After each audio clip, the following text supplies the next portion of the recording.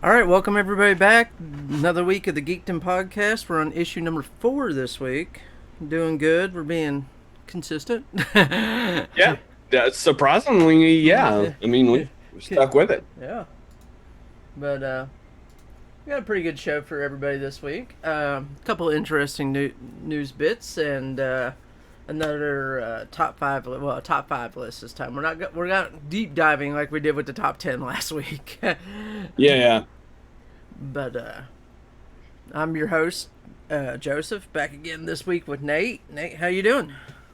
Pretty good, man. I was feeling a little sick beforehand, but I think I'm ready to go now. All right. Sounds good. Well, didn't sound good, but it got there. It sounds great now. But we'll go ahead and start out this week's news with the PlayStation State of Play. Oh, yeah. So Sony had a State of Play this week. Now, before the State of Play happened, they said that it would be mostly focused on PS4 Yeah. and VR. More of a VR focus than anything is what they said, but there was a couple of PlayStation 5 things in there. Nothing like major announcements or anything, I don't think. But I'll go ahead and talk about a couple of the things that we liked from it. The Crash Bandicoot stuff, it's always cool. Like, probably going to play that. I'm 100% gonna play it. It looks like they just keep trying to innovate, and I'm super cool with it. Yeah. Like, what they showed looked amazing. It is weird, yeah. All the platforming looks, that game is very smooth, precise platforming. It all looks really good.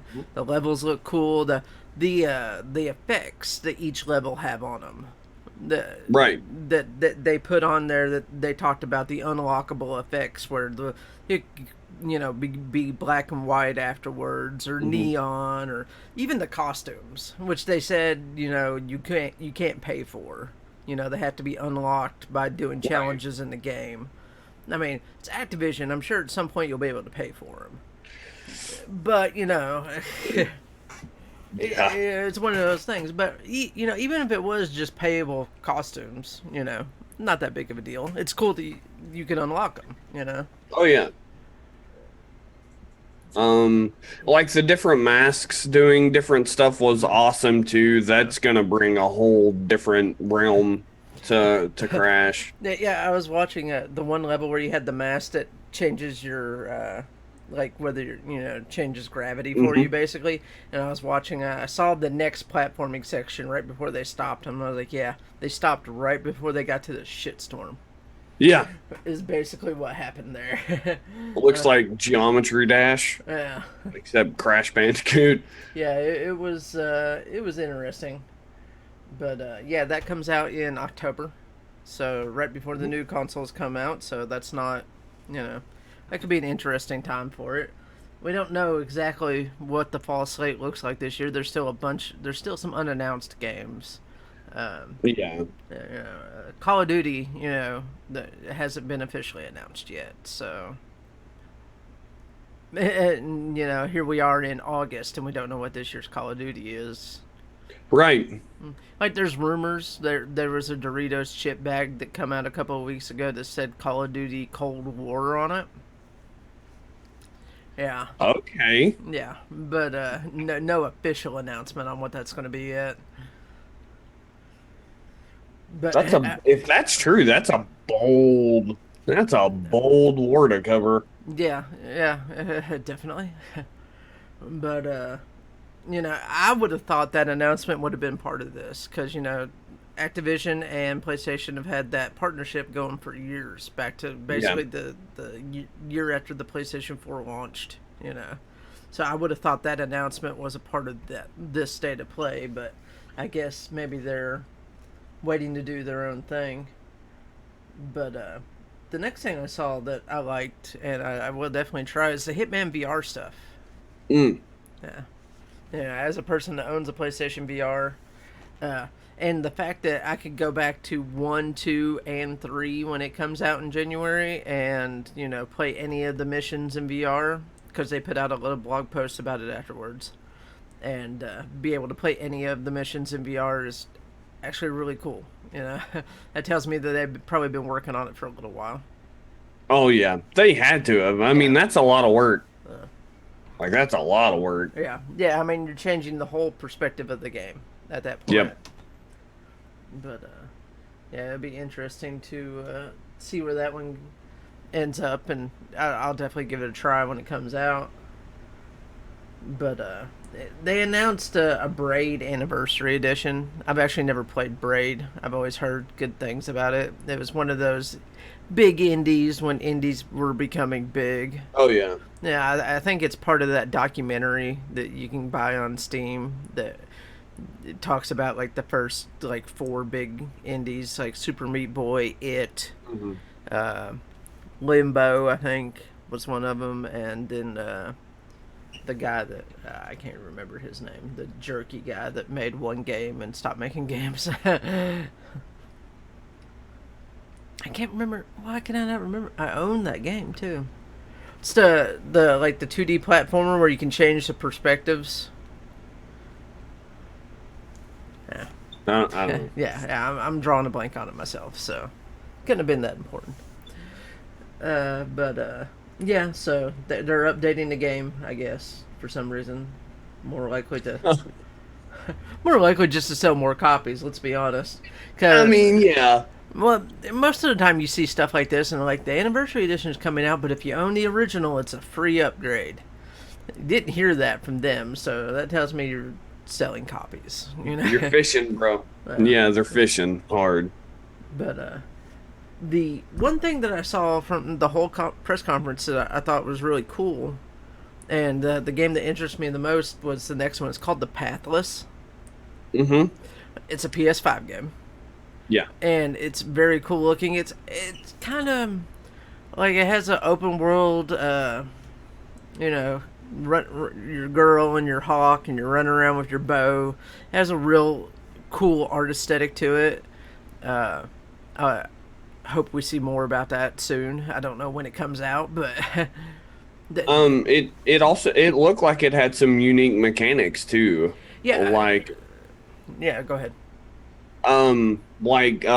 it seems like using the bird was like the main focus of that, and then some of the stuff you could do with your bow, like lighting stuff, like I think it showed the braziers or those lanterns that she lit, and then you got the upgrade for your eagle or hawk or whatever it is. Yeah. I don't know, that game's got some promise. Yeah, and then also, you know, taking care of the, I'm going to call him Well, a yeah. hawk. You know, you have to, like, you know, clean him and all that stuff. Hey, at least he looked appreciative. Yeah, After she cleaned him, he very- was like, "Man, thanks. Yeah. That shit was terrible." But, yeah, that game looks good. I imagine we'll see more about that game next year. Like, I don't imagine that's a PlayStation launch title, or, you know, we probably would have seen something, you know. The next game that I have on my list, I didn't write everything down, but I wrote most of it down, actually.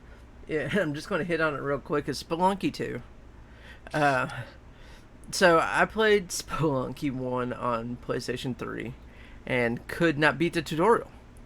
As a Wow. as a person that enjoys platformers, I could not beat the tutorial. And I was just like, I'm done with this game. I don't care anymore. And then I found out later that, you know, even, I guess, the tutorial mission is randomly generated. And sometimes it could break and just not be doable. So I was like, I don't care. I'm not going back. I'm not doing it again. Like, I tried for 45 minutes to beat the tutorial. That's not right. Sounds like Dark Souls. Yeah, basically, yeah. The entirety of Dark Souls is a tutorial. You can be 3/4 of the way through that game and you're like, wait a minute, what? We could do what? Yep. Oh, I don't have any rings equipped.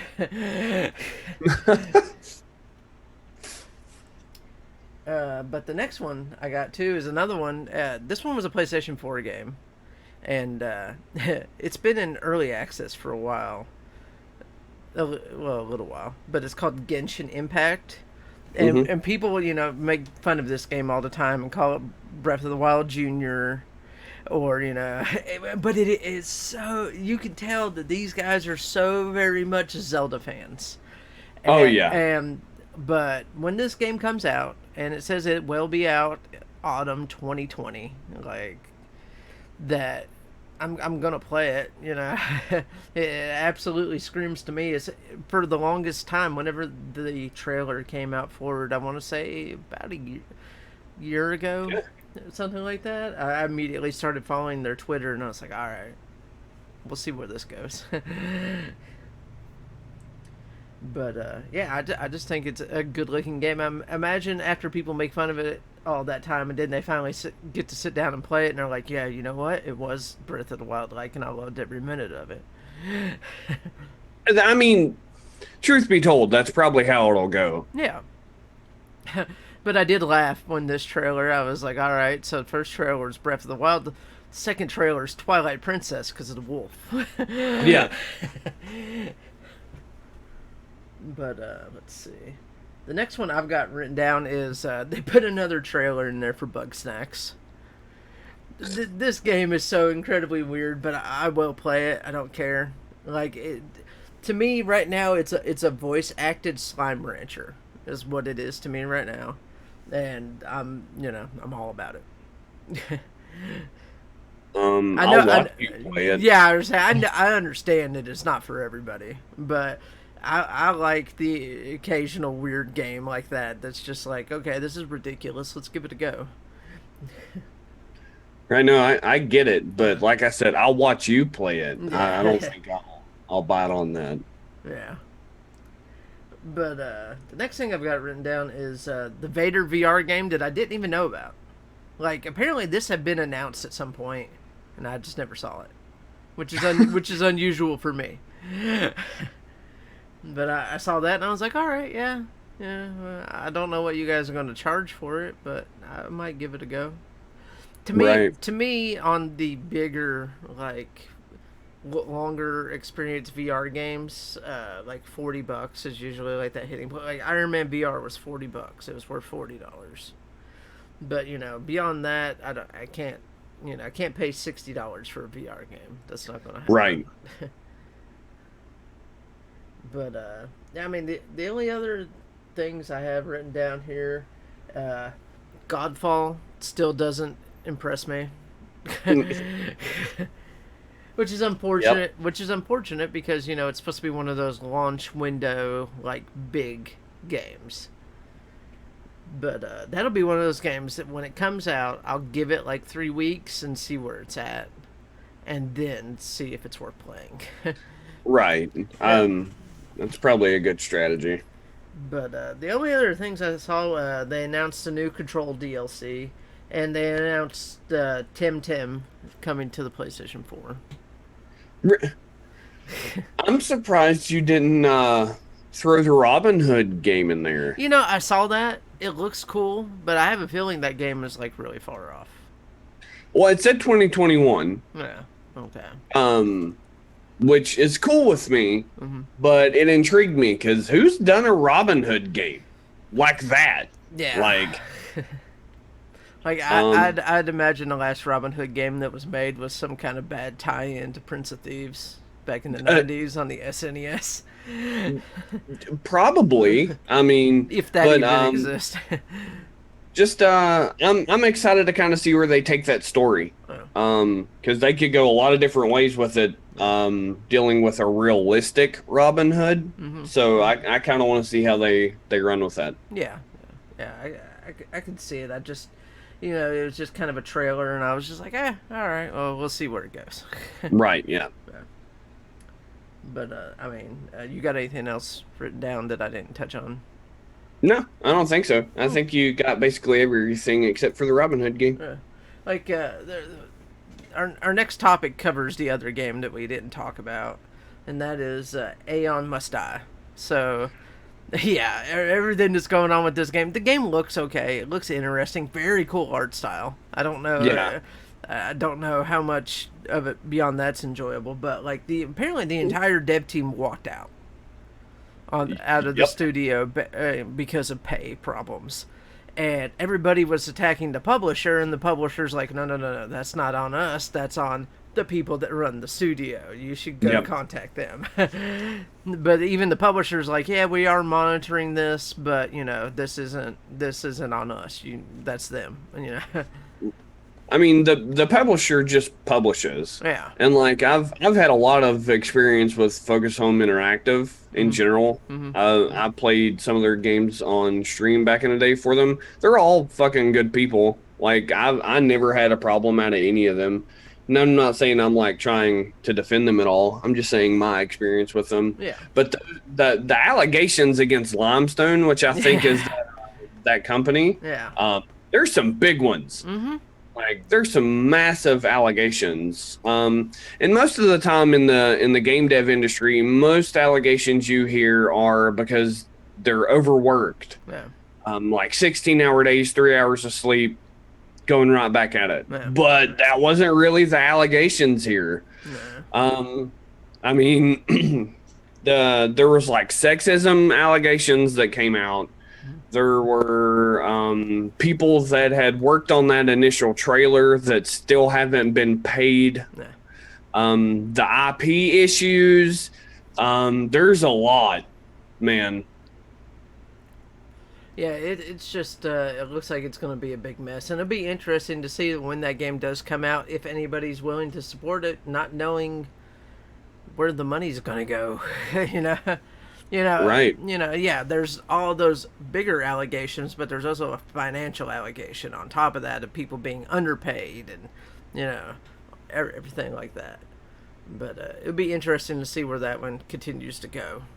Because the last time I checked, Limestone had not put out a statement on it, so we'll see what that leads to. I mean, they're gonna have to, man. Yeah. They're gonna have to say something. Yeah, you're not going to be able to just dump that game out and expect people to buy it now. You're going to have to put some stuff out there and let people know what's going on, whether things are being resolved or not, and honestly, you probably want to sit on this game for a little while. Like, Oh, yeah. I wouldn't put this game out. No, like let this whole situation go away Yeah. and then release it. Yeah.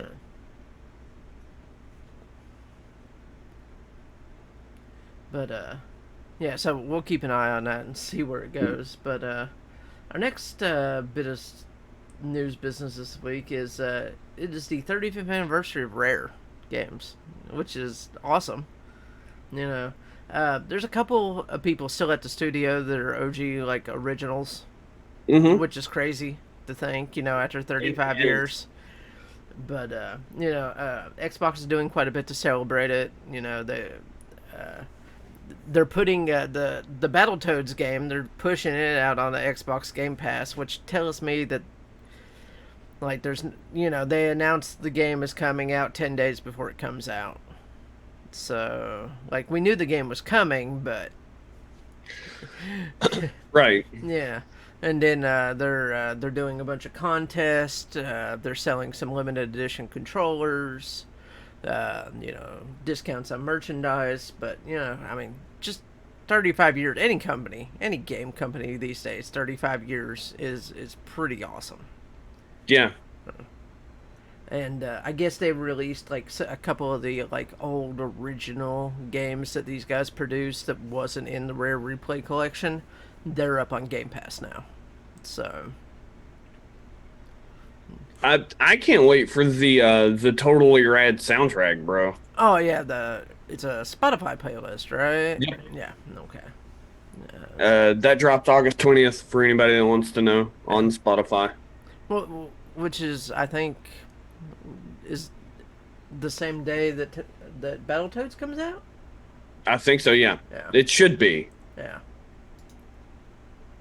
Like that would make the most sense. You would think, right? Yeah, 20th. Yep. Yep. Which I will 100% play. I fucking love Battletoads. Yeah. It's still, in my opinion, one of the harder games in the world. Yeah. Absolutely. But super fun. Yeah. I love Rare. I think like either last week or the week before I talked about how much I love Rare. Yeah. So yeah, Rare Replay is one of the few physical games that I actually own for my Xbox. Mm. It was like the first thing I went out and I was like, all right, I need that. But yeah, I just we'll check out Battletoads when it comes out and see how it plays. They need to give me like a Donkey Kong 2 remaster. Dude, I would love it. Well, Nintendo, they're bound to do those things sometimes. Let's hope. Yeah. But it's weird though. Rare hasn't, since Rare kind of left working with Nintendo, for the longest time they were kind of like the redheaded stepchild at Xbox. Like, Yeah. like they weren't pushing out. I don't know what Xbox expected of them. I guess, but it seems like the expectations were too high for what they paid for the company. Is probably the best way to put that. But some of those early games were still fun. I enjoyed Grab by the Ghoulies, even though it's like for a 10-year-old. I enjoyed it. And Cameo and well, everything except for the last Banjo-Kazooie game was good. And then Sea of Thieves, which felt like a big left turn from what they usually do. So, but our next bit of news this week is the Avengers beta is live. I played through the story missions that are available on it, and I played free play, match made with other people on one of the open world missions. After that, I have to say that I absolutely despised the story missions, at least the first two. There's 3 of them you can play. It seems like absurdly hard for the type of game it is, and that just might be me. I might just be really bad at the Hulk, but the Hulk died like 8 times during that mission. Damn. Yeah. Yeah. And, That's ooh. And the first mission I enjoy, which I imagine is the first mission of the game. You get to play as Hulk, Thor, Captain America, Black Widow, and Iron Man. Like, you bounce from one to the other. And I found my favorite characters to be Captain America, Iron Man, after I got used to his controls, and Black Widow. But Thor was also I say that, but Thor will probably end up being my main character in the game, like if I purchase it, or Black Widow. I leveled up the Black Widow character in the free play missions, and she gets pretty crazy. Like nutty. Yeah. But then I played next to an Iron Man that was all decked out and hit the level cap in the beta, and he did like the spin around lasers out of his arms, mowing dudes down and stuff like that. And I was like, all right, I see where you're going. I like what you're doing there. Yeah. But one thing that worries me though, and I don't know how it's going to turn out in the actual game, but each character has like, it's weird to describe. Each character has its like own season pass type deal. Mm-hmm. Like, so they each have their own track, but there's daily caps on how much of it you can do every day. So that makes me wonder, like, is it going to be one of those things where, like, well, you hit your daily cap. If you want to do any more levels, you can purchase some, Right. But, we'll see how that goes once, it comes out of beta. But, yeah, I enjoyed it. I might play it a little bit more today. It ends, I think, tomorrow morning. And then next weekend, or starting next Friday through Saturday, it's an open beta on PS4. And the people that pre-ordered on Xbox and PC, they can play. And then the weekend after that, anybody can play on any console. So okay, I'll probably play it next weekend. Yeah. Yeah, because next weekend it would be the PS4 open beta, so. But, yeah, and, like, outside of the story missions and the free roam part of it, you can only play as Hulk, Miss Marvel, Iron Man, and Black Widow. So, I kind of stuck this weekend to Black Widow. Next weekend, I'll probably play Iron Man. All I know is I did not enjoy playing as the Hulk. So... Like, I might just be really bad at the Hulk, but I did not enjoy playing as him. I mean, maybe it just isn't balanced. I mean, Yeah, that seems like a lot of stuff to get perfect. yeah, So yeah, absolutely. But yeah. So our next, I don't even know how you call it, news, but so everything I've been working on this week is just been put to the wayside because of Fall Guys. This game is addicting. Uh, when the servers are working, this game is, which is gotten better like every day. Like, I didn't get kicked at all today. Yesterday I got kicked once, but I immediately was able to go right back in. And then there was one time I got kicked at the end of a game when it was giving me my points and everything. hmm But as soon as I logged back in, it gave it to me. So, I didn't lose anything. So that's good. But yeah, it's not bad. yeah. This game though has absolutely taken over Twitch. Like, I've seen some crazy stuff. I watched JP, Eat Me JP the other day play this game for 4 hours in a hot dog costume. Yeah, Yeah. yeah, he did that. Yep. But yeah, I've seen tweets from wives and girlfriends of streamers being like, you know, I never, I it's hard to explain when you're on a work call of why your boyfriend is dressed like a hot dog in the next room cursing people. Uh, and she's like, I don't understand, why people are so caught up in this game. And somebody would tweet it back and they were like, it's not that, we're not cursing that, the fact that we lost. We're cursing the fact that someone else won.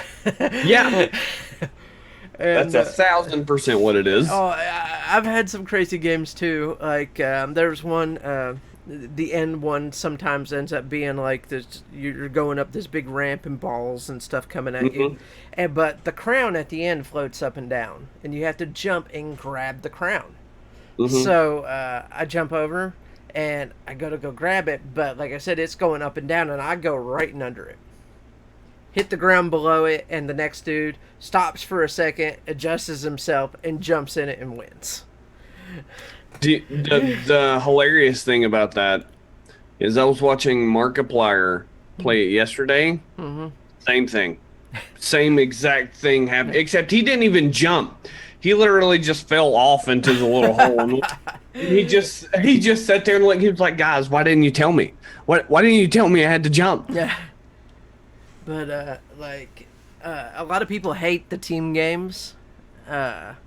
If you've seen people do the team portions of them yet. Like, most of them I don't hate, except for earlier today. Before we started, I was playing the one where your team has to have so many foxtails. Yeah. You're grabbing foxtails from other people. And I ran around the entire 2 minutes and kept my tail. Never lost it. And I was like, all right, this is awesome. We're going to get through. And I looked, and not a single one of my other teammates had a tail. So we were the team eliminated. Yep. Yeah. And the egg game is weird because it feels like some. It starts with a big pile of eggs in the middle, and then your team, everybody has a base. And like you could be 10 ahead with 3 seconds left and still lose. Yep. Because it's not even the fact that they have to be in their base, but like they can take them and throw them out of your base, and then they're immediately deducted from your score. I would be that guy. Yeah. I would just be like, nope. What I usually do is, like, once we get a decent amount, I stand there at the top of our base, and like as people try to jump out with eggs, I'll just sit there and body block them. Just walk back and forth from side to side, body block them. Just grab a hold of them. Yeah, Mirror. yeah. But it's been incredibly fun, and it'll be interesting to see where the game is at in like a month. Oh yeah. Yeah, like, is it going to be one of those ridiculous? Because, I'm sure, hype will come down, but, like, it has a rotating store every day of stuff you can buy. And, you use in-game currency to do it with, or your crowns that you've won. I've won 6 races so far. Awesome. So, yeah. And I'm level 15 in the season progress, so. Not gonna lie, I see that game dying. I mean, probably. Like, relatively fast. And the only reason why is because if they don't keep up with new maps, new obstacle courses, it will become very, very bland in a month, I think. Yeah. Because you can only play the same courses so many times before you're just done. But that being said, I'm still gonna buy and play it. But but that is one thing they have mentioned, that there is definitely more on the way. But my question is, how quick can they get it out? Yeah. You know. But yeah. Like what they should have done is they should have put the game out with DLC already ready to come out. So when they see hype falling steadily, they can pop a DLC and hype skyrockets again. Yeah. And in that time, you can be working on your next DLC already. I mean, they might, they might be prepared for it, but the one thing they weren't prepared for the first couple of days was that server load. Oh no, they were not. They were not expecting that. I think it was Thursday or Friday. They had over 1 million people trying to play the game between PC and PlayStation 4. And I was like, I tweeted them. I was like, I got news for you guys. You guys are a PlayStation Plus game. Like, it's gonna be worse on Saturday and Sunday. Like, once everybody, because there's roughly 114 million PlayStations out there, and wow. So 45% of people subscribe to PlayStation Plus. So that's roughly 60,000 people that subscribe to PlayStation Plus. Or 60,000. Listen to me, 60 million people that subscribe to PlayStation Plus, and that's going to be a lot of downloads. Needless to say. Oh yeah. But I imagine even if half the people download that, it's going to be ridiculous. The servers are going to scream. Yeah. I mean, they have been. Yeah. But it was funny, though, the day before they made a joke about the servers crashing. And then the next day he had to caption tweet it and be like, guys, I thought when I did this, it was only a joke. But, a lot of people don't know, like, a lot of people think with PlayStation Plus games, they're basically just giving their game away. But, Sony pays them for that. Yeah.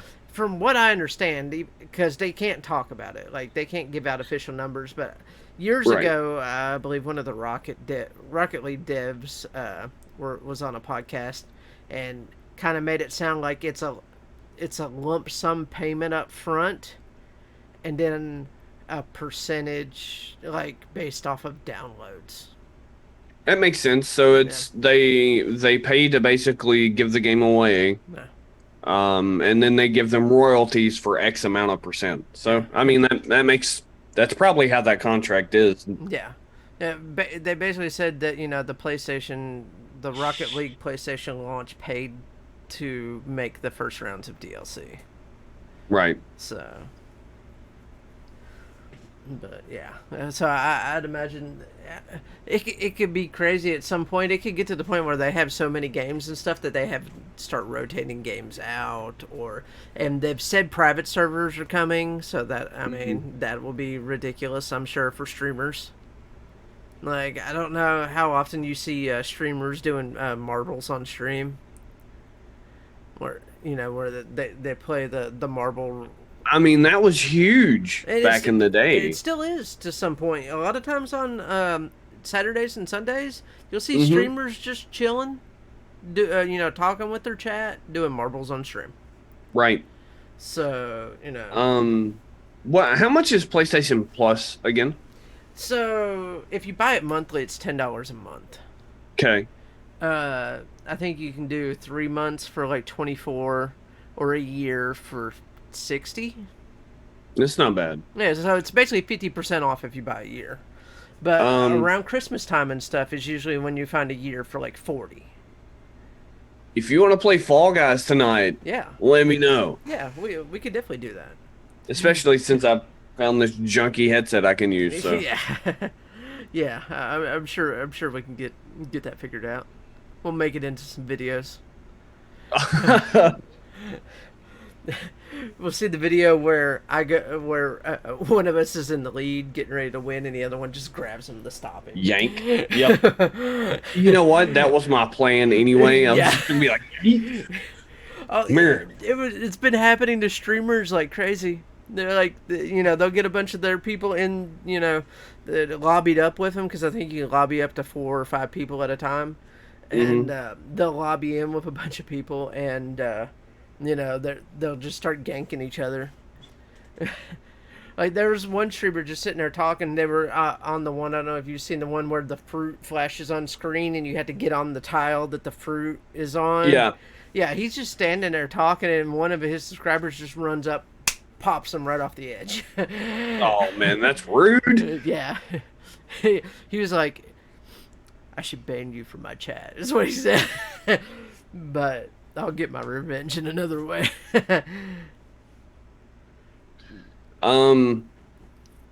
This is cutting back to a conversation we had earlier. The 35th anniversary of Rare. Bro, you need to look at the merch they have. Oh yeah, I've seen some of it. I really want that Banjo-Kazooie shirt. The Battletoads hoodie I have to have. Yeah. Like, I'm buying that.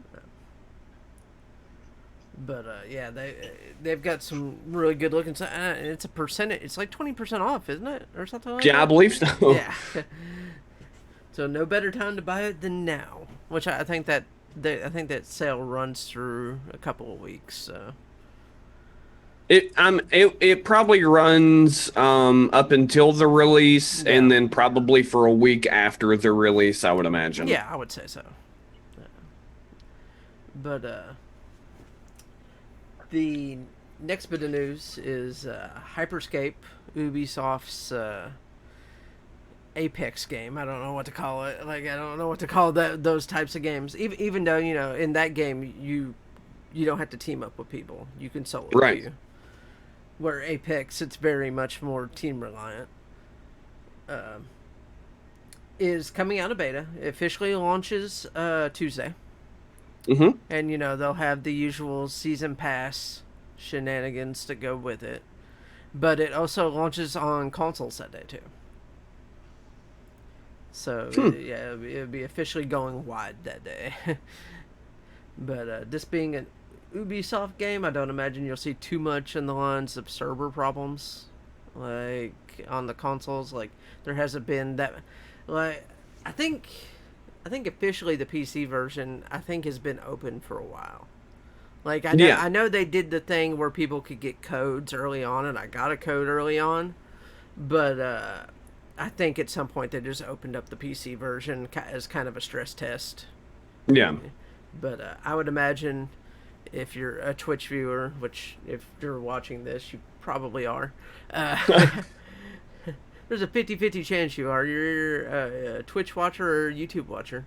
One of the two. On Tuesday, there will probably be tons and tons of sponsored streams. Oh, yeah. Because Ubisoft loves them a sponsored stream.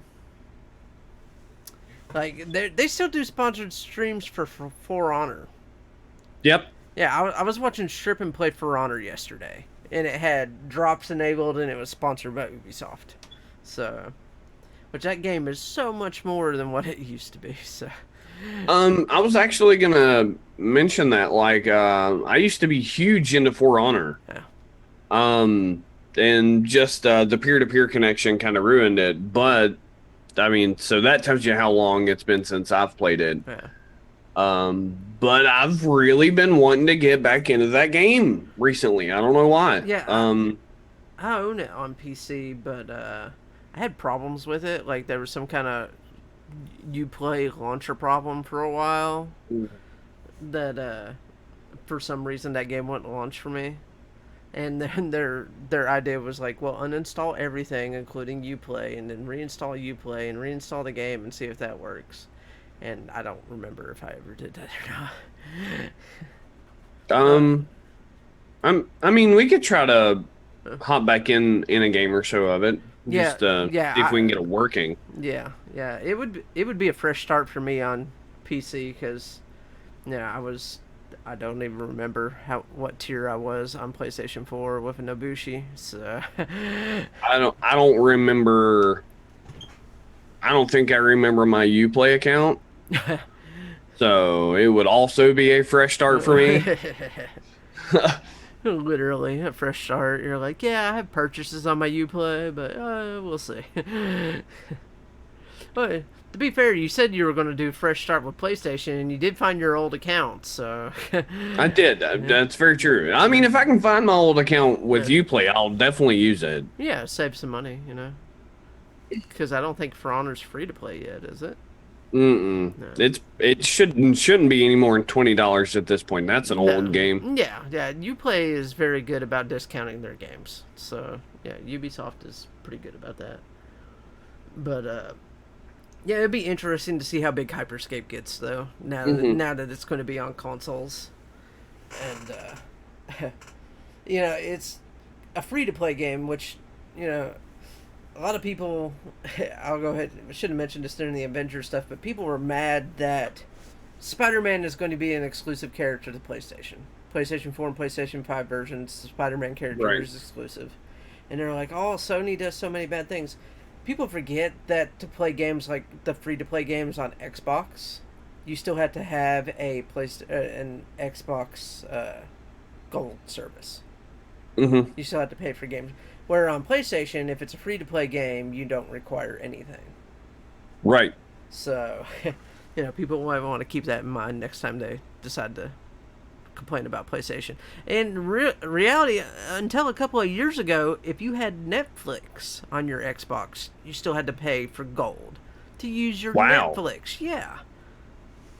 I don't know, it just seems like people have been jumping on the Xbox is doing so much good for us right now bandwagon, and I will say, yeah, their platform, their Game Pass Ultimate is definitely a great deal. But I'm part of the PlayStation ecosystem. That's what I enjoy. I mean, it would be great if Xbox had games to put in that pass. Basically, yeah. I mean, 90% of the stuff is third party and indie games, or they just scoop up at some point or another. But and I don't know how people could be mad at Sony. I mean, they're winning. Yeah. They're going to do what they have to do to keep winning. Yeah.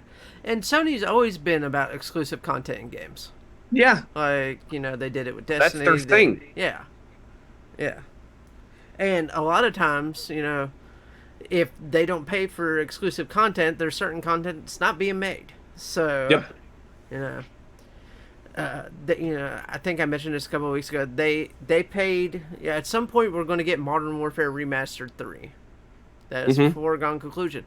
From what I read, Sony paid for all of the production on Modern Warfare 3 Remastered, which is why they got the exclusivity on Modern Warfare Remastered 2 for a period of time, and I'm sure they'll get the same thing on 3.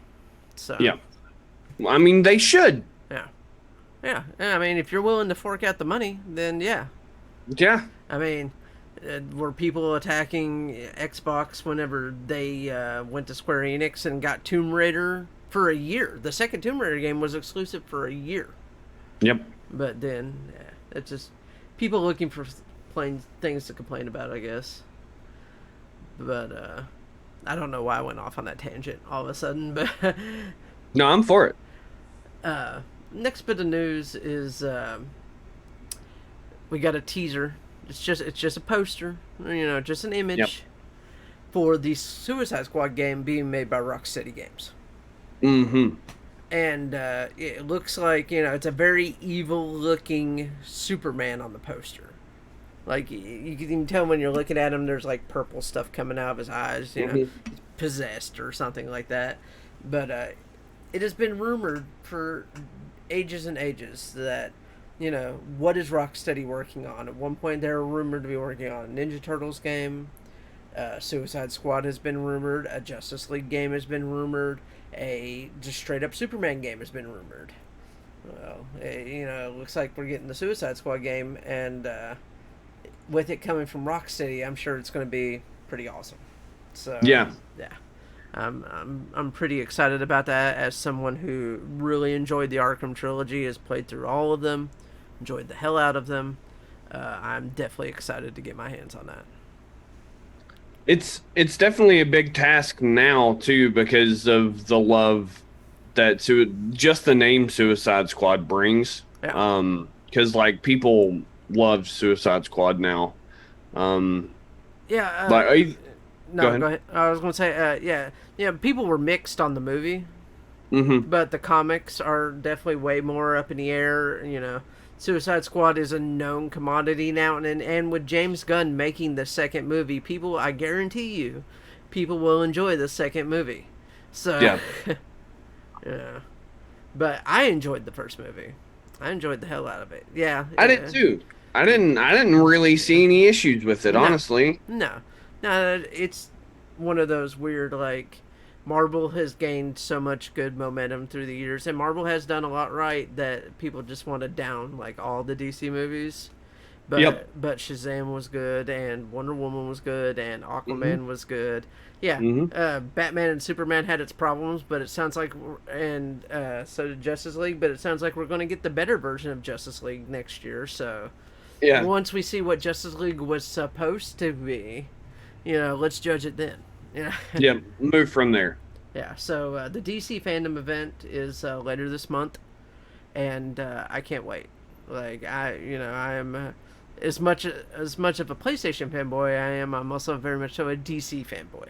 Oh yeah. As we can see by all the Batman Funko Pops over my shoulder.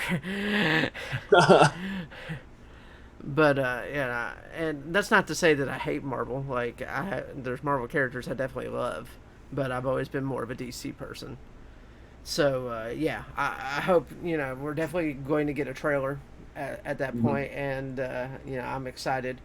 I'm sure it's a PlayStation 5 game. I'm sure it's probably a 2021 game. There's no way in hell it's coming out this year. I'd imagine. Like I would be shocked if they were like. And at launch, Well, I mean, how long do you think they've been working on it?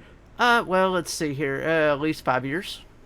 Well, I mean, to me, 5 years, you should be able to throw a game out. I think, God, what did they say? What was it? I think it was 6 years in between City and Night. Mm-hmm. So, yeah. And plus, switching over to a new graphics engine and stuff like that might have slowed them down. Right. But, I would expect it by June of next year. I think that's a good time frame. Yeah. Yeah, I would expect it by June of next year. Because I think at least 2 of the Arkham games were like June releases. I think the first one and Night were June releases, and I think City and the one that was done by the Warner Brothers in-house, not Rocksteady, Origins, I think those were both fall releases. So we'll see. Man, I part of me says, man, I hope it's this fall, and part of me says, God, I hope it's not this fall, because there's already so much. Yeah, there's so much to play. Yeah, but yeah, so when DC fandom event, and there's rumors, if they're done with Batman, it's been rumored that Warner Brothers Montreal, which are the ones that made the Arkham Origins game, has been working on a Batman Court of Owls game. Oh. And they even teased it a couple of times. Like they teased it right before the world shut down, and I imagine it was going to be an E3 announcement this year. And we didn't get it. So, yeah, supposedly Warner Brothers was going to have a whole show off the Suicide Squad game, show off the Batman game, show off the Harry Potter game, and, 1 or 2 things, smaller things probably. But, Maybe another Shadow of Mordor. I don't know. You never know. But yeah, I guess we'll see just what what comes of that. But the last bit of regular news we have for this week is Doctor Disrespect showed up on YouTube. Yep. We talked about it. I think in the first or second episode that he was banned from Twitch. He was out there. Yeah. He was out there saying he didn't know why, which I still don't believe. And he magically showed up on YouTube yesterday after playing a hype video for I think somebody it was live for like 12 hours or something like that before he went live. Some crazy amount of time. Like, I think it was longer than that because yeah, man. I was at work and seen it had already been live for like 3.5 hours. Right, yeah, so it might have been closer to 24 hours. It probably was 24 hours. Which, like me and you talked about before the show and that day, that those numbers fell fast. Once people realized that he wasn't going to show up, those numbers fell off fast. And from what I understand, like his viewership yesterday on that video, or when he went live, was huge for a couple hours, and it went as soon as people realized that he wasn't going to say a word about anything about Twitch at all. So, yeah, he called people who called him out and wanted information haters and stuff. And here's my thing, like the general populace of the internet can most of the time call bullshit when they know it's bullshit. Because we've all seen bullshit on the internet too many times, and there's too many loopholes here. Why are your lawyers still fighting with Twitch if you have no idea why you were banned? Yeah, exactly. On top of that, if you have no idea why you were banned at all, why did you already make the choice to go to YouTube? Yeah. If you didn't know how any of that was going to play out come on, Doc. Just if you can't say shit because of legal reasons, tell the people, listen, I cannot talk about it because of legal issues. Yeah. But don't tell people you don't know, because it just makes you look like a fucking liar. Yeah. Yeah, I 100% agree with that. Which, me and you've talked about it before. You were a fan, or like you've watched some of his content. I couldn't stand him. Like, right. Yeah, he was just one of those top tier streamers on Twitch that I was like, I can't watch this channel. But there were some of those top tier guys on Twitch I could watch and just close their chat. That was the best way to watch him. The chat was as bad as he was to me. So. And then after the the incident at E3 a couple of years ago, I was like, yeah, I'm definitely never watching this idiot. It's just kind of how I've always felt about him. Like, yeah, it's cool that he put on a gimmick and stuff like that, but it seemed like I don't know. It seemed like the gimmick started to take over at some point. It somewhere started to blend. Yeah. Like, yeah. But yeah, so we'll see how that goes. I didn't look to see. I don't think he went live today. But it might have just been a trial thing. It might have just been randomly tried to build hype. I seriously doubt he has a contract with YouTube. Like, after you've been banned from Twitch, if you're YouTube, don't you basically go, all right, I mean, we're not going to sign you exclusively, but if you want to stream, you do your thing. So where else is he going to go? Facebook? I mean, once you've been banned from someplace, nobody's going to want to give you exclusive money at that point. Especially after that place already gave you a boatload of exclusive money. But so just to go back, he did stream that intro for 25 hours and 57 minutes. Oh wow. I don't know why. Yeah. And I don't think he streamed today either. I was just looking through his stuff to see if he had.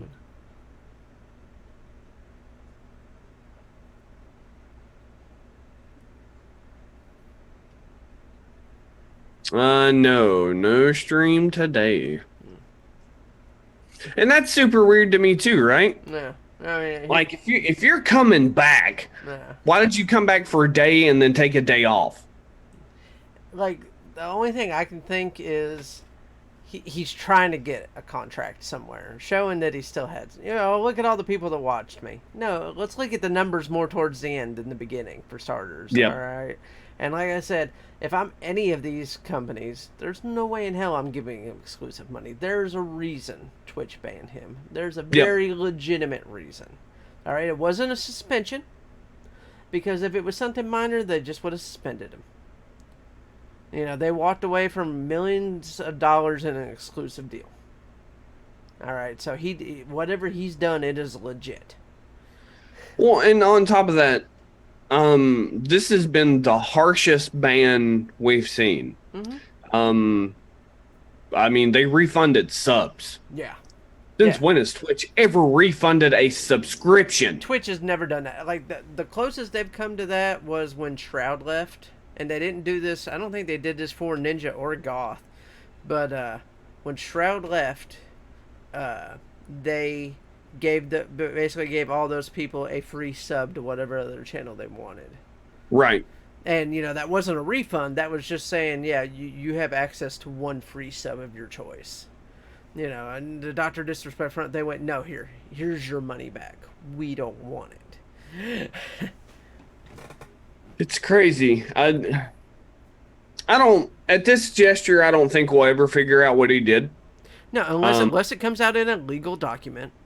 Like, that's the only way we're going to find out what he did. Yeah, because nobody's going to say anything about it. He's apparently not. He's still so adamant that he has no idea what happened, which is 100% bullshit. But yeah, I hope something comes out sometime, because my curiosity's been piqued about this. Oh yeah. Like, what could make Twitch this mad? Yeah. No. I agree. It has to be something really big. Oh yeah. Because they don't Twitch doesn't walk away from that kind of money. No, it's just. Well, on top of that, it almost seems like whatever they banned him for could have been damaging to Twitch as well. Yeah. That's what I'm saying. There's rumors about his coronavirus theories being one of the reasons, and I would think if that was it, he would just be out there. I would think that would be a temporary ban, and they would make him put out a statement, and he would be back. So. Right, like I don't think it would be that stuff. Right. I think something happened not on stream. Yeah. I think something happened behind the scenes, either between him and a partner rep, or somebody at Twitch, or somebody at Twitch found out something that Doc didn't want anybody to know, and it would have been damaging for both Twitch and Doc, so they just shadow banned him, basically. Like Ninja banned him. Yeah. But, yeah, like you said, I'm starting to get the feeling that we're never going to officially know. Yeah. But, it'd be interesting, like you said. There's somebody out there that knows something. There's people that know things, and people can't keep their mouth shut for forever. That's just how it works. Yep. That's just how it works. If you're the person that knows the cool information, don't you want to tell somebody? But eventually somebody will talk. Yeah, eventually somebody will talk. Whether it be, which people have been reaching out to Twitch employees. Apparently, I was reading in one of these articles, and their line is they don't know why he was banned either. But somebody knows. Somebody knows somewhere. Right. Which, I mean, I could see that though. Like, a random Twitch employee is not going to know. No, the lower levels probably aren't going to know that. But surely his Twitch rep knows. Has to. You would think would have to. Yeah. You would think that the person that notified him, because whether he likes to submit it or not, he was notified. The way he was acting in his last stream is not a normal person. No. That his rep is probably the person that notified him. Because, it's not like, John Q Twitch is going to reach out. Jeff Bezos, isn't calling from Amazon being like, hey, we're banning you. That isn't how that works. No. But, yeah, like I said, we'll just keep an eye on it, see if anything more comes of it, see if he continues to go on YouTube. God knows he might be on Facebook Monday. And I also had like a weird question about that too. If he gets a text from his partner rep and was like, hey, you're banned, you need to turn the stream off, it's done. Yeah. Why didn't he just stay on? I mean, like, what would they have done if he would have kept streaming? I guess they just would have cut his feed, I've seen channels get banned while they're live before. Oh, well. Yeah, especially back during the when PlayStation 4 first had that, when it first got its webcam and you could stream through it. There was some crazy things that were shown on Twitch. And a lot of that stuff was banned, like, instantly. I'm not saying we sat around watching it, but we sat around watching it. And you'd be like, oh, yeah, people probably shouldn't be doing that on Twitch. And the next thing you know, that once the viewers started to go up, or people were noticing that this thing is happening, it would go away. So... yeah, you probably shouldn't see that on Twitch, but I'm definitely going to see this on Twitch. Yeah. Yeah, those first couple of months after the PlayStation 4 came out were kind of interesting for streaming in that way. Yeah. Yeah, so much so that there at one point Twitch, oh god, what was it? Was it the Playhouse or whatever the app is on the PlayStation where you could just get on the camera and like you could put the robots on the ground and run around and stuff like that. It was banned from being streamed on Twitch for a while. Because 90% of the people were definitely doing things they shouldn't have been doing. Yeah. But, so that's all the basic news we got this week. So, the next thing is, what have you been playing this week? Well, I kind of had my week cut pretty short. I had to help a buddy. I didn't really get to play a whole lot of games, so all I've played this week has been literally Rocket League. But I went on like a 13-game winning streak last night from, no bullshit, 13-game winning streak. My buddy and I were planning on getting off at 1 a.m., and we were already on like a 6 or 7 game winning streak, and we were like, we'll just play till we lose. Hour and a half later, and we lose, and we're like, Jesus. One of those type of nights. It was just on. Bro, we were playing Rumble, which is the power-up game mode. And we were like, man, I bet we could make it to Grand Champ in Rumble. So we went from like Champ 2 Div 2 to Champ 3 Div 3 without losing a single game. Like, just plowed. Wow. Yeah, it was crazy. Yeah, that's a heck of a night, actually. It made up for the rest of the week not playing. Yeah. So. And so for me this week, it was mostly Fall Guys, man. That game put everything to the side when I wasn't recording. Been recording footage for top 25 PlayStation 4 games since the console is kind of it's got all its games now. Go ahead and make make a definitive list, and I've been capturing footage for a lot of those games. Not going to say what the games are yet, but as it stands right now, in just raw footage, and I'm only about halfway done recording, I have way too much. So I have about 7 hours worth of raw footage. Ooh. Yeah, and I plan to, like, I was trying to figure out like how much footage to put for each game. And I saw like 25 through 20 would be like 30 seconds apiece. And then like 20, down to 11 will be like a minute and a half apiece. And then like 2 minutes for everything that's in the top, and probably 5 minutes for like 1 and 2. So we're looking at like a 45-minute video. But, by the time it's all said and done, I'm probably going to be combing through like 15 hours of footage to find There's like 2 minutes of footage for each thing. I've recorded the voiceover for it once already, and there's a section of it that I don't like, so I'm going to re-record that section of it and pull it out and put it. It's become a chore, but I'm enjoying it. So why don't you do 2 videos? Do like 20 through 11 and then 10 through 1. yeah, I've thought about that too. Especially where where I have so much. So much footage for a lot of the games that are only getting so much. I thought about, just breaking it down into, 3 videos or 2 videos and, seeing how it works out from there. But we'll see. Once I get done recording all the footage, I still have more footage to record. And, but yeah, other than that, I haven't played any backlog games or anything this week. I played Destiny for about 2 hours yesterday as like I don't want to do anything. Iron Banner's back this week. Let's play some Iron Banner, Right. I mean, I'm going to play Fall Guys tonight. I mean, that counts as this week. Yeah, it is technically correct. So, which is the best kind of correct. Yeah. Definitely is. But yeah, so yeah, that's all we've been playing this week. So our big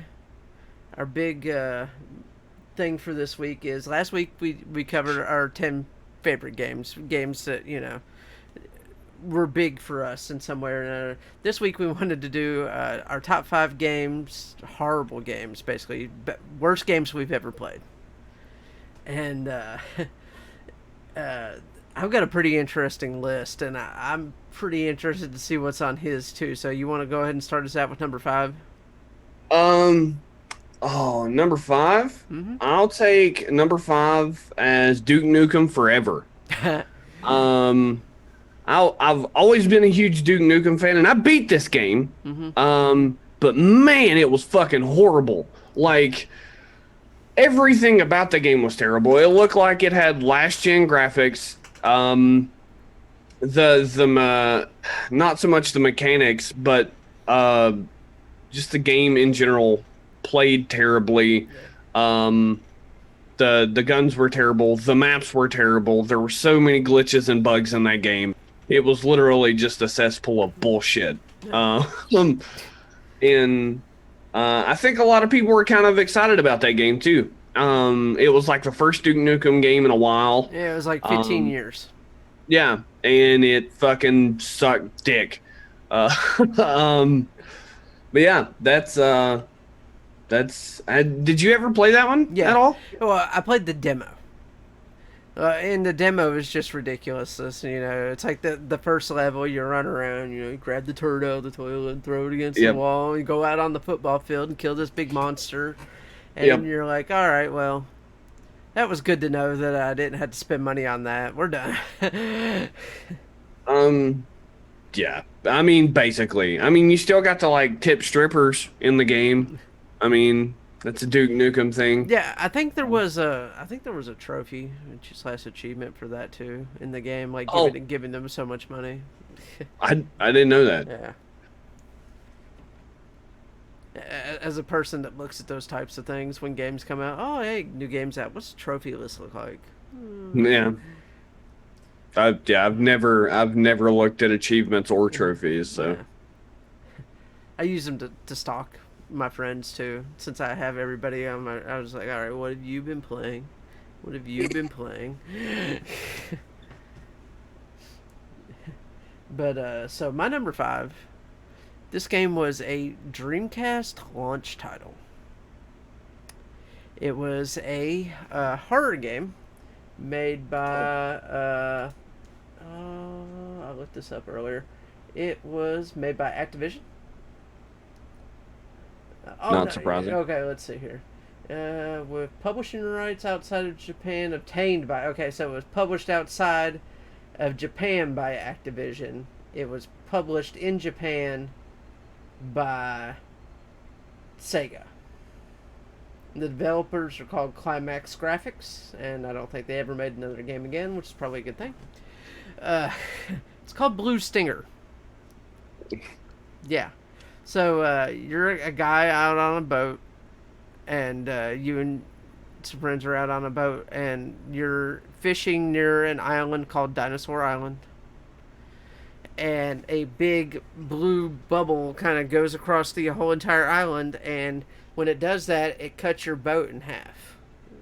It goes through your boat, and you swim to the island, and there's all these weird monsters and keys. It was just horrible. And I got stuck in the game, and I ran around like the opening area for about 4 hours, unable to find a key to this door. And it turns out that there was like one dude, one character out on the dock that I had killed early on that had dropped it, and it fell like next to a cargo box or something like that, and I never saw it.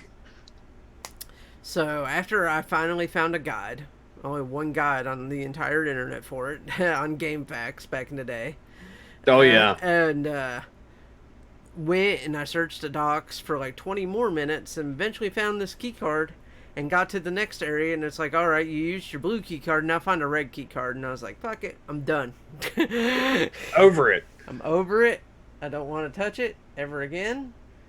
And yeah, it was just bad. And the weird thing is, whenever I watched like trailers and stuff for it, I was like, man, that's going to be awesome on the Dreamcast. I can't wait to play it.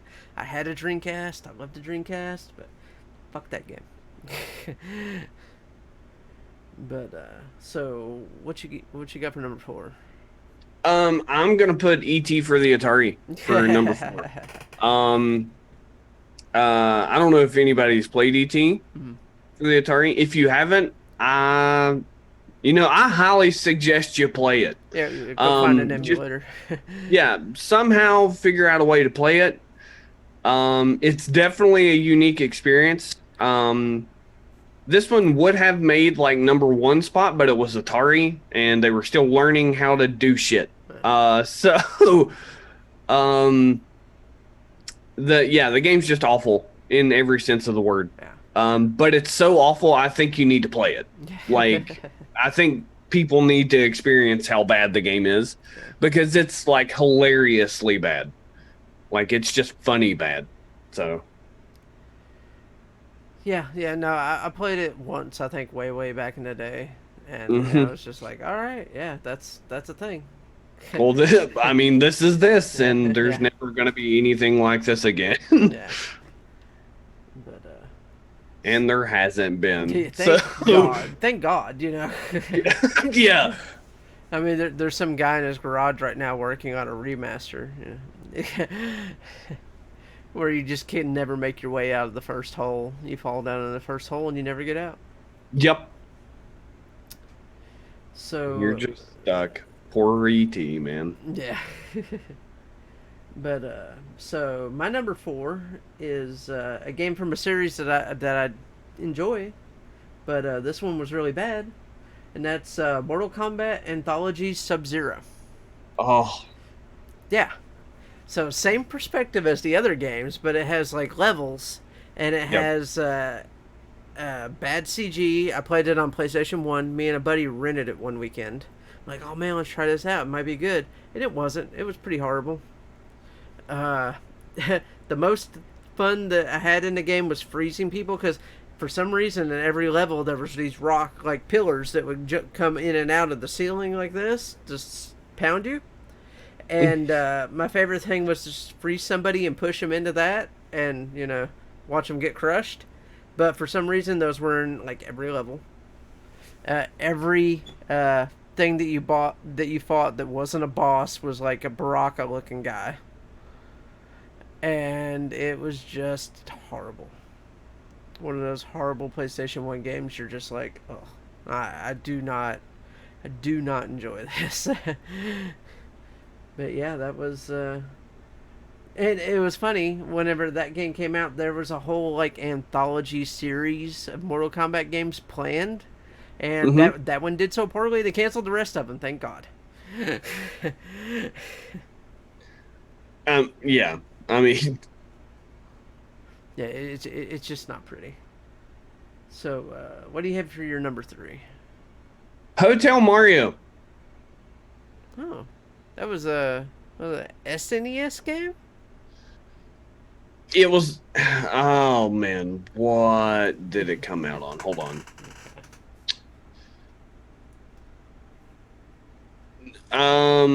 No, it was Philips CDI. Oh, okay, yeah, that horrible thing. No, that makes 100% sense why it's horrible now. By the way, this isn't the only CDI game I have on this list. Just for spoilers. Yeah. I mean, all in all, it wasn't bad. I mean, it wasn't awful if it wouldn't have been called a Mario game and it wasn't fucking CDI. But anything that was ever made CDI back in the day was absolutely atrocious and would make your eyes bleed on the cutscenes. Yeah. If you guys have never watched the cutscenes from a CDI game, my number one will definitely give you a good game to go watch the cutscenes on. This one is great too, but no, this CDI game should have never been a thing. Yeah, well, the whole reason there's Nintendo games on CDI is because of a licensing deal that they put together. Yep. Yeah, like those games had nothing to do with Nintendo. Nintendo had no hands in them whatsoever. They're just bad. But and I think it was like Philips that made them, wasn't it? Yeah. No, that their own internal development studio. Right. Yeah, that's what I thought, and that's why it's garbage. Yeah, that was part of the whole. After Nintendo broke off their publishing deal with Sony, they went with Philips, which was a mistake. Yeah, needless to say, it was a mistake. But if it didn't happen, then we wouldn't have PlayStation. So I'm glad it did. I mean just going back to Hotel Mario, the fucking elevator mechanic was stupid. The writing was terrible. The dialogue made no sense, basically. There's a line. He goes into a room that's filled with toasters. And he goes and he says, you know what they say? All toasters, toast, toast. Oh, bro, that's in a video game. Why? Enemies just spawn. There's the controls were fucking shitty. The only way that you could avoid the enemies that you couldn't jump on was hiding in the elevators, which was a shitty fucking mechanic to begin with. So yeah, it's just bad. It's just bad. Yeah, I'm sitting here scrolling through the Wikipedia on it. Nothing here looks good. You should play it, man. You know what we should do? We should go back and find the worst games, the rated worst games of all time. We should play through them and then come back and give a review on them. That would actually be fun. It would be. To a point. Well, I mean, it's going to be torture. Oh, yeah. I didn't say you had to beat the game. Yeah. You just got to play enough of it to fucking talk shit. Yeah. So. Well, actually, I own the next one on my list, so... the next one on my list is another one of those weekend rentals with a friend. I was like, oh man, let's try this out. It could be really good. And it wasn't. It was Superman 64. Oh. Yeah. Yeah, I don't think we ever made it past the flying through the rings sections. I mean, I don't think most people did. Yeah. Yeah, it was nearly impossible. But it is an absolutely horrid game. I own it as a joke. I bought it for $3 one time at a pawn shop. Overpaid for it. Yeah, overpaid for it. But yeah, it's just it is just so incredibly bad, and it sucks because it's based off of the Superman animated series, which was a very good animated series. Wasn't as good as the Batman animated series, but it was still good. But yeah, it was just a horrendous game, and like the skies were, all the clouds were kryptonite clouds, and yeah, it was just bad. There's no way around it. It was just bad. I actually read an article a couple of years ago about a guy that beats that game like once a year or something like that. And I'm like, why would you do that to yourself? It's ridiculously bad.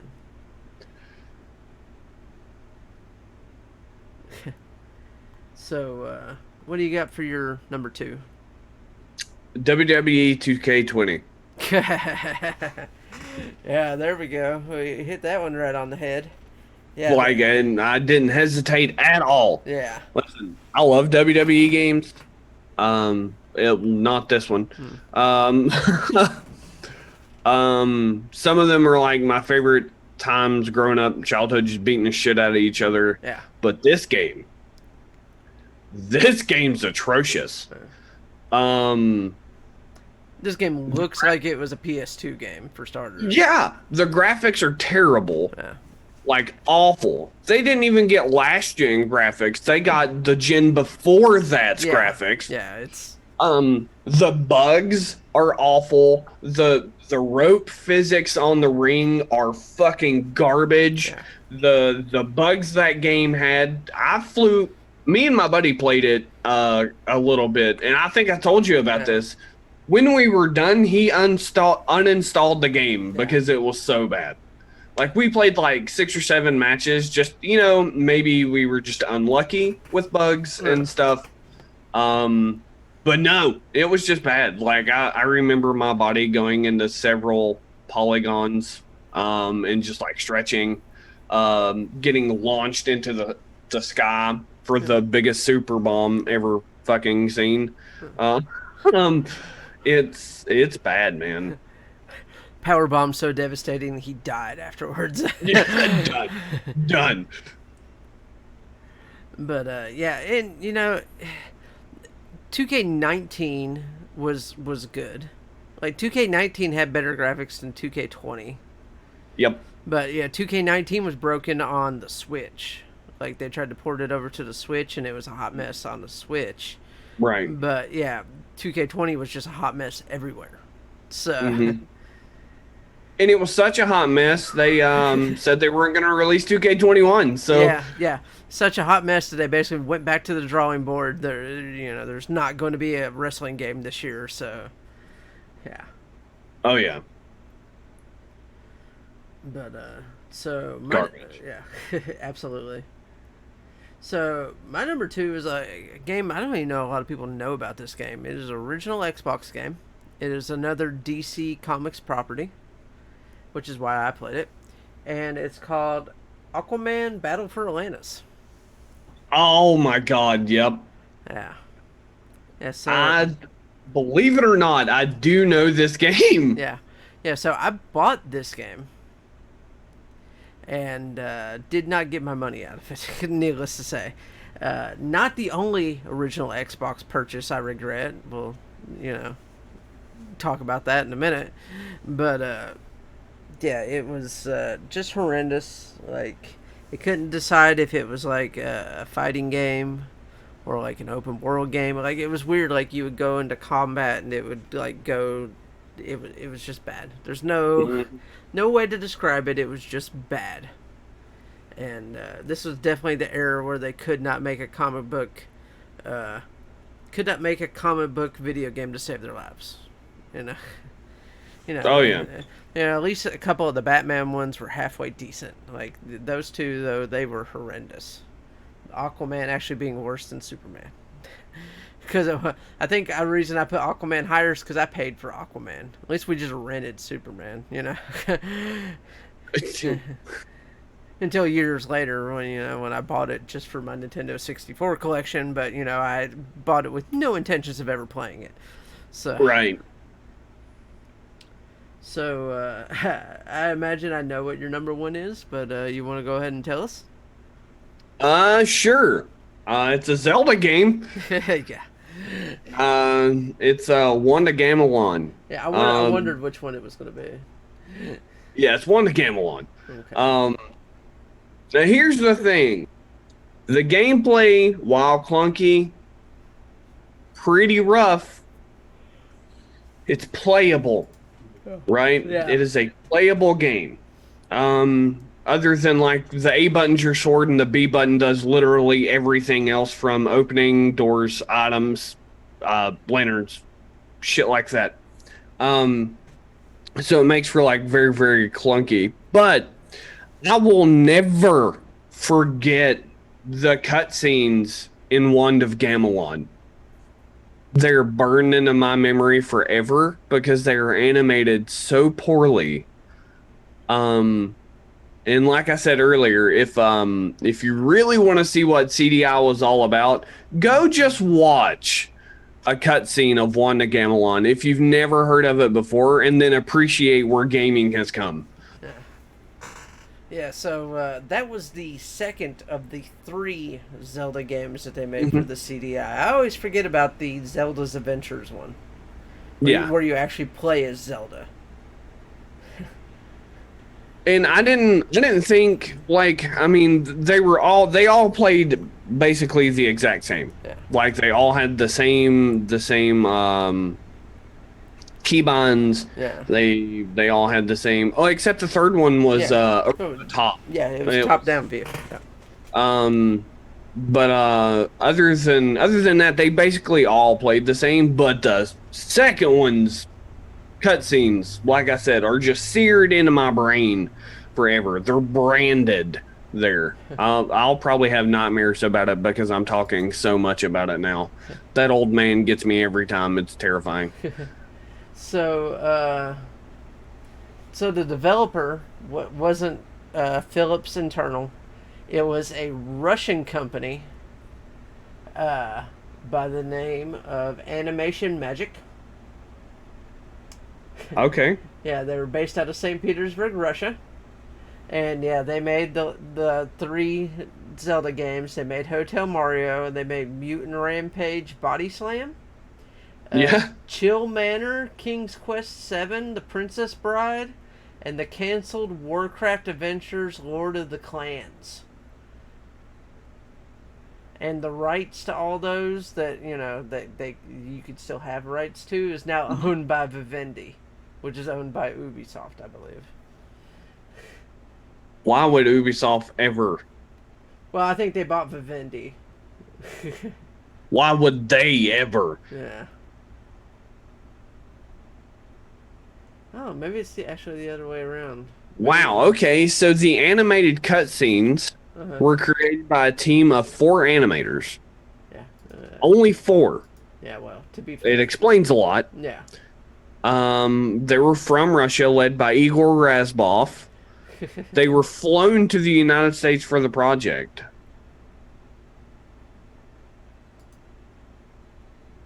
What does I Am mean?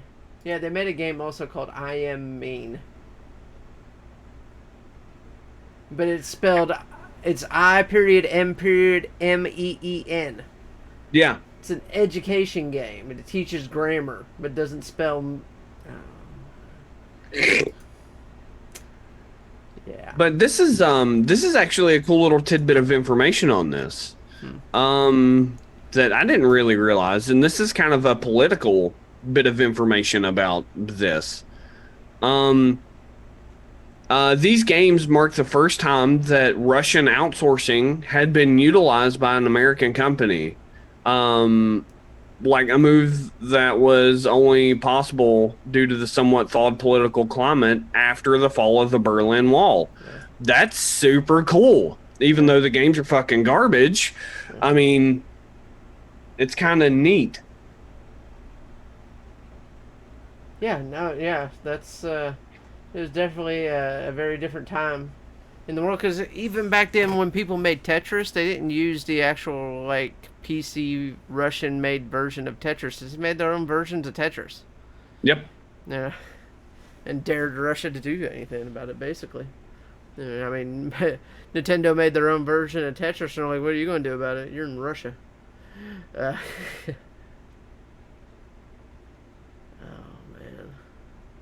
man. The CDI Zelda titles have developed a critical reputation as particularly poor based largely on animation quality and to an extent awkward controls. Yeah. Yeah, I think that's putting it lightly. Yeah, I mean, yeah, I mentioned both of those. Like, it's rough, man. If you don't believe me that it's rough, whoever watches this, please, I beg of you to go play that game. I beg of you. Oh my god, I didn't realize that the game I'm getting ready to talk about is actually available on Steam. Ooh, what? Hold on. I gotta load Steam up. Yeah, like whenever I brought up my tab for everything on it, it has mixed reviews. It released November 3rd, 2003 on Steam. It is basically the grandpa of Steam. At that point, the only things that were on Steam were it and Half-Life. I was gonna say, I didn't even know Steam was a thing that long ago. Yeah, Steam launched the same day Half-Life 2 launched. Mm-hmm. Because it was the only way you could purchase it was through the Steam store. Right. So, my number one game is... I played it on Xbox, not PC. But it's called Drake of the 99 Dragons. It's a game made by Majeska. It is a third-person shooter. And it has cel-shaded animation. And it was just bad. And yeah, you run around. The player is able to control two guns using the left and right triggers, and you would, use the joysticks to aim, and you could jump around. And after about 2 levels, I just got lost and could not continue the game forward, and could not find a guide on it because nobody wanted the game. So I bought the game about 2 weeks after it came out. I saw previews for it. I liked the cel shading. Thought it was really cool looking. And went to GameStop and it was already on sale, which should have been my first clue not to purchase that game. But I did. I'm not gonna lie, I'm enjoying reading these reviews. So let's see here. Electronic Gaming Monthly gave it a 1.6 out of 10. Oh. Game Informer gave it a 1.25. GameSpot gave it a 1.6 out of 10. IGN, which is always generous, gave it a 2.9 out of 10. The official Xbox magazine gave it a 3 out of 10. Team Xbox gave it a 2 out of 10. And XPlay gave it 1 star. It currently has a Metacritic score of 22.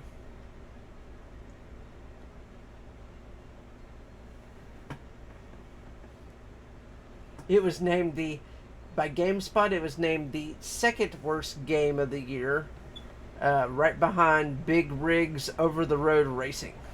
Yep. That almost made my list, by the way. IGN praised the game's unique visual appearance and presentation, along with the bullet time audio effects, while slowing down time. He concluded that Drake of the 99 Dragons was a good idea that went horribly astray. It looks like, to me, they just kind of tried to copy a little bit of Max Payne. Yeah. And just did it terribly. Yeah, I can 100% see that. Oh. So yeah, I didn't even know this was available on Steam. It's funny. But yeah. I may have to buy and play it. It's currently $6.99. Add it to your wish list and pray to God it goes on sale. I don't even know. Oh yeah, yep, there it is.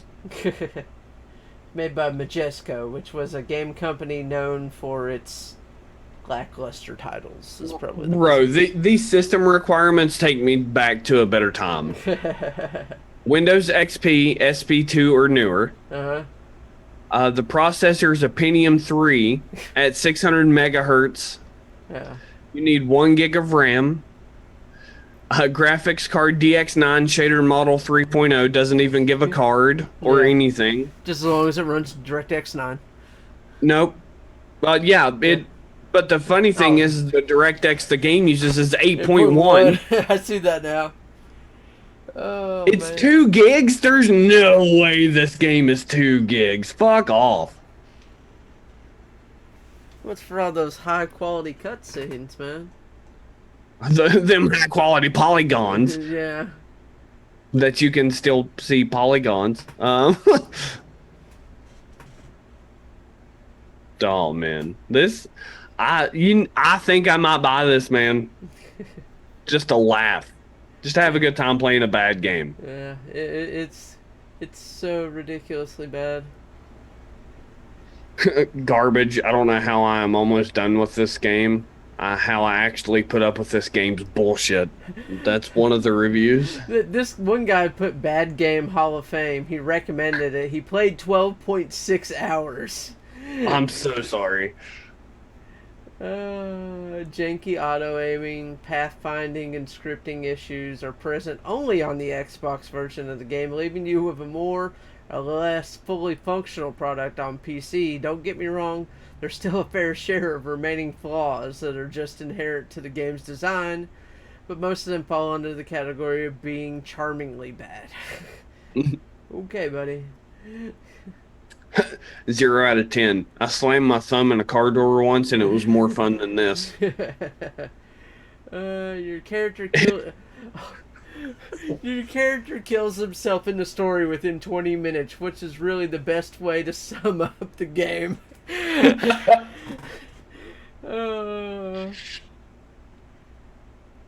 It's the digital equivalent of banging your knee into the corner of a coffee table. Let's see here. Yep, this game is bad as everyone says it is. Let's see. Weird resolution options with stretched full screen aspect ratios. No native controller support. Completely fails to keep settings and save game data even without Windows administrator issues. Jesus. I like how the dude at the main bottom recommends it because it's the worst game he owns. Yeah, I saw that. This is the worst game I own. Recommended. Played for 3 hours. So yeah, I paid $40 for that game. Ugh. Yeah. Yeah. 'Cause you remember, games back then were only like 50. And yeah, I should have caught that, 1 week after the game came out that it was already $10 off, that there's probably a problem. And the funny thing is, if I would have waited like 24 more hours, I would have seen the X-Play review. Bro, this review. This guy has 4.1 hours on record. Uh-huh. He said, "This game is as fun as peeing with an erection. The aiming is awful and it leads to a huge shit-stained mess. Basically, he ends with overall, fuck this game." Wow. Wow, that is ridiculous. It's bad. I've been thinking about starting an Xbox collection. That's got to be in it. Yeah. All right. Well, see, I already own 2 Xboxes. For some reason, I have 2 Xboxes in the trunk of my car that have been there for like 2 years. So there's a game website called BadGameHallOfFame.com. And they have a posting for this.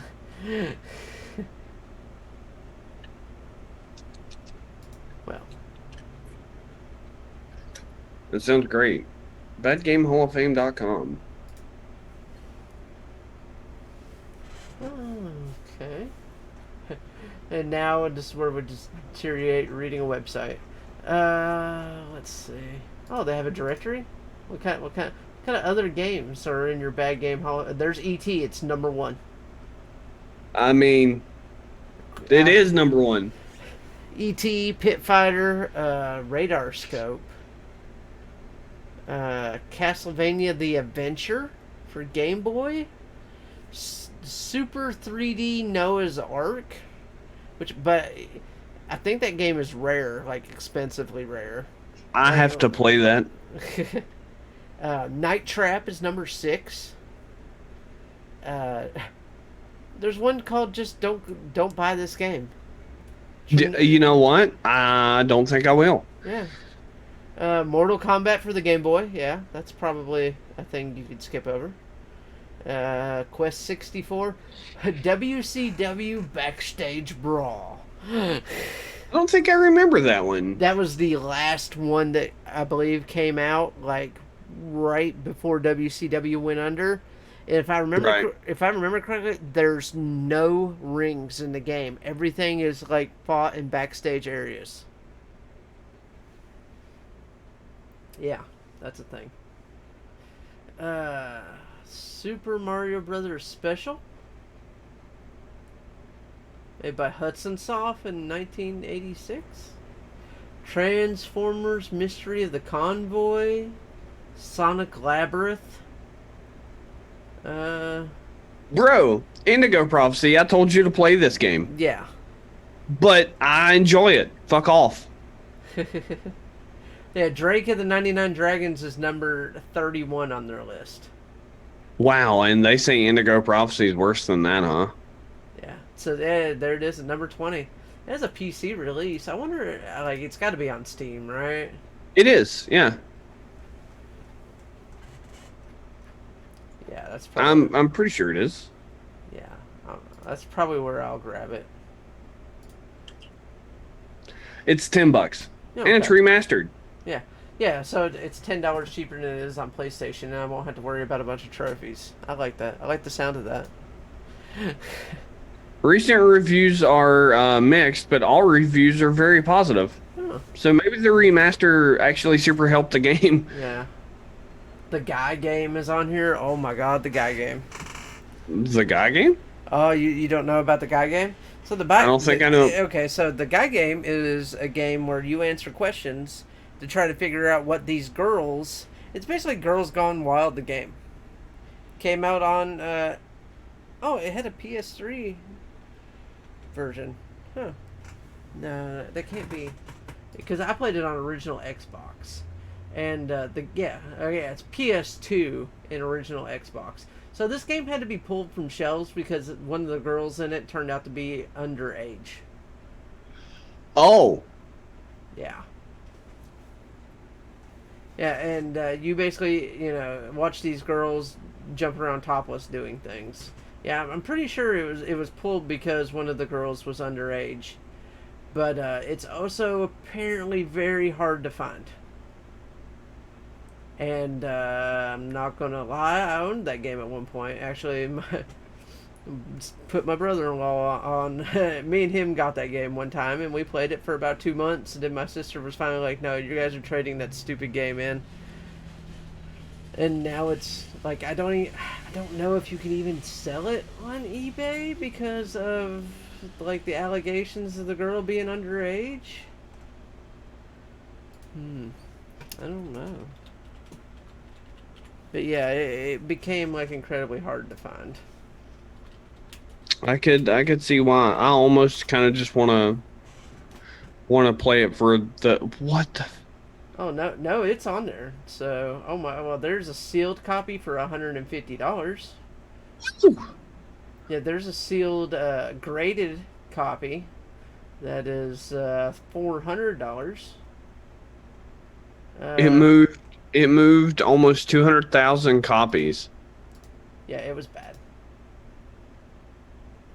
Like, you would laugh at it when you played it. You weren't like, oh man, these girls are hot. You're like, wow, these girls are dumb.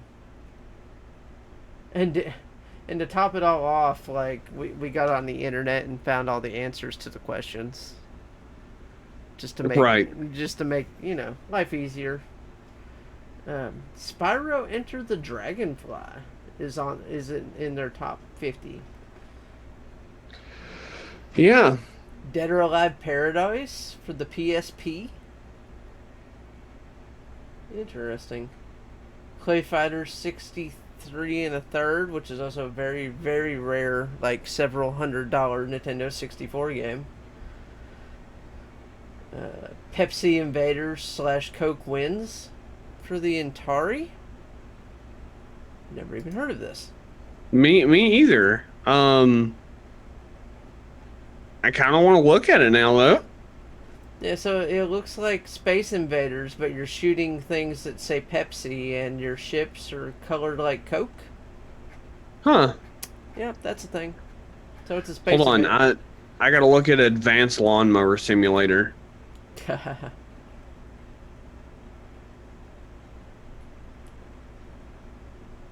Star Wars: The Masters of Terrakasi. Actually, I had a friend that owned that game.